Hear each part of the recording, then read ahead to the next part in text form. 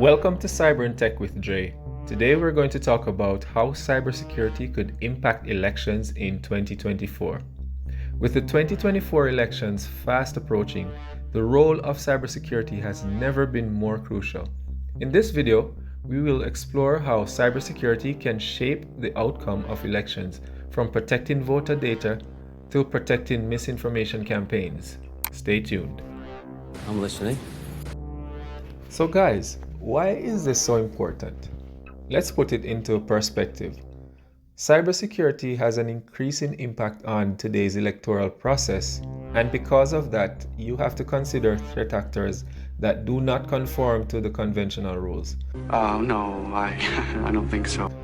And because of this, we have to be ahead of the game when it comes to threat intelligence and making sure the electoral process is not affected by things such as misinformation and also nation states. They're lying. They're all lying.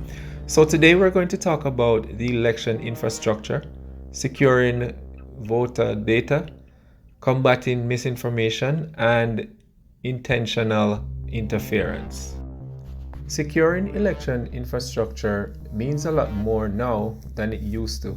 And this is because a lot of the election infrastructure are things that are hardware and software, such as voting machines, election software, and other critical infrastructure. All of these have to be protected from cyber attacks. Must be secured and protected at all costs. Every effort to protect these assets would fall under cybersecurity. For example, installing cameras, having guards, putting on software such as anti-malware, intrusion detection, intrusion protection, and so on. And this is all cybersecurity. Now, this has to be done because any breach in these systems can lead to manipulation of vote counts or even the disruption of the election process. This is serious. This is really serious. A typical example of when there were concerns about infrastructure was in the 2016 elections, when it was raised that the Russians had a coordinated cyber attack on the election infrastructure. Some of the findings that came out was that they were scanning the election infrastructure going back to 2014. Other findings were that they were able to find vulnerabilities, and they weren't sure of the intent of the Russians, whether they were planning to exploit the vulnerabilities or not. Now, because of this, they had to come to a consensus to take actions to make sure that this would not happen again. And some of these include having effective deterrence, where the US government communicated clearly to adversaries that an attack on the election is hostile. This would be an act of war and they would respond accordingly. They also made a commitment to engage allies and partners to establish new international rules. And then they also decided to make a stronger defense to improve the sharing of threats. They delayed that sharing initially because they did not want to divulge classified information. So because of that, the information was not shared in a way that was effective for the people to take precautions. Now, other steps they decided to do was to use two-factor authentication for these, and also to have backups in the event that there was a ransomware attack. Funny enough, these activities should have been taking place already, and they also decided to perform risk assessments for current or potential third-party vendors that they will be taking on. The committee also recommended that they work closely with the election experts and develop risk management frameworks that would be used to engage with the state and local election infrastructure owners. When it came to steps to secure the vote itself, they replaced outdated and vulnerable voting systems, and any machine that was purchased should have voter-verified paper trail with no Wi-Fi capability. So what that means is, in some way, they had to go backwards in terms of the level of technology that was used. And then the chain of custody also became important, and the verification had to happen when it came to where the ballots were going. And also the states were recommended to implement more widespread audits of the election results. So generally, we saw a shift towards paper ballots or backup system just to ensure the integrity of the process. Another serious issue is misinformation and disinformation. Misinformation and disinformation campaigns can influence public opinion and therefore influence voter behavior. Now, a lot of false news have been spread by threat actors, both internal and also nation state. And this is because they have particular agendas and they want a particular candidate to be in power for their convenience. Some of the things that can happen with misinformation is spreading false information about particular candidates, voting procedures, or election results, as seen in the 2016 breach, where it caused a lot of confusion and disunity between different parties.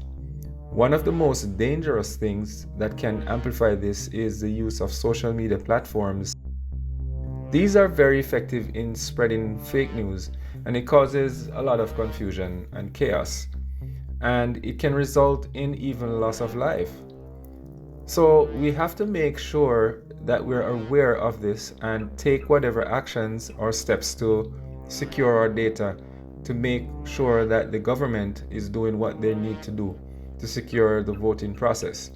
Now, with that said, it's very important that these social media platforms take actions to combat these fake news, and they have been. Facebook and Twitter and also YouTube have been taking several steps like banning stuff that's not true and also doing fact checks or making it available so that other people who are browsing can know that a particular news that was promulgated was fake.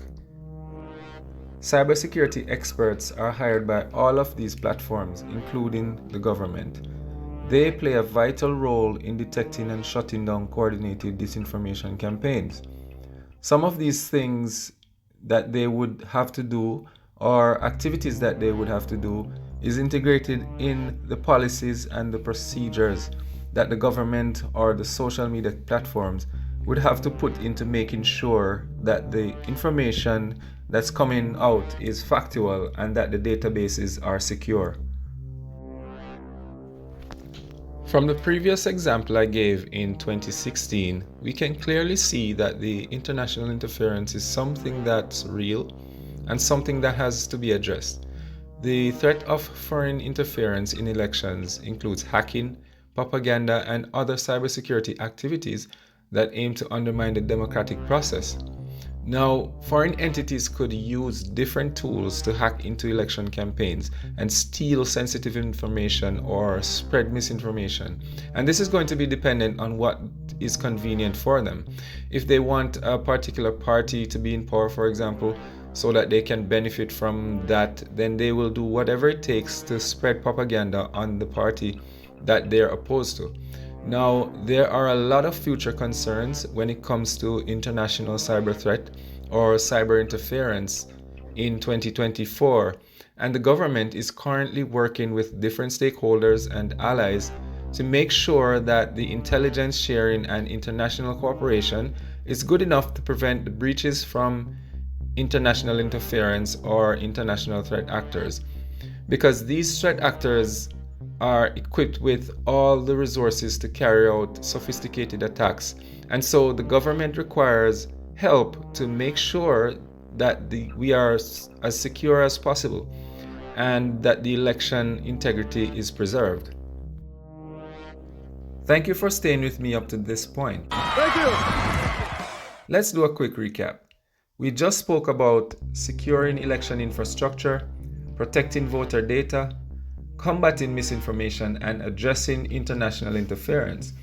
Now, remember, it's very important for you to stay informed about cybersecurity and its impact on the elections, particularly 2024, and to exercise your right to vote with confidence, knowing that you are well aware of the impact that your vote has and the impact of it being secure.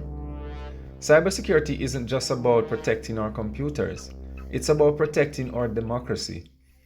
As we head into the 2024 elections, let's all do our part to ensure a secure and fair process. Thank you for watching, and if you haven't subscribed as yet, here's what you do. remember to subscribe, click the like button and the notification bell so whenever I put content out, you're the first one to get it. See you in the next video.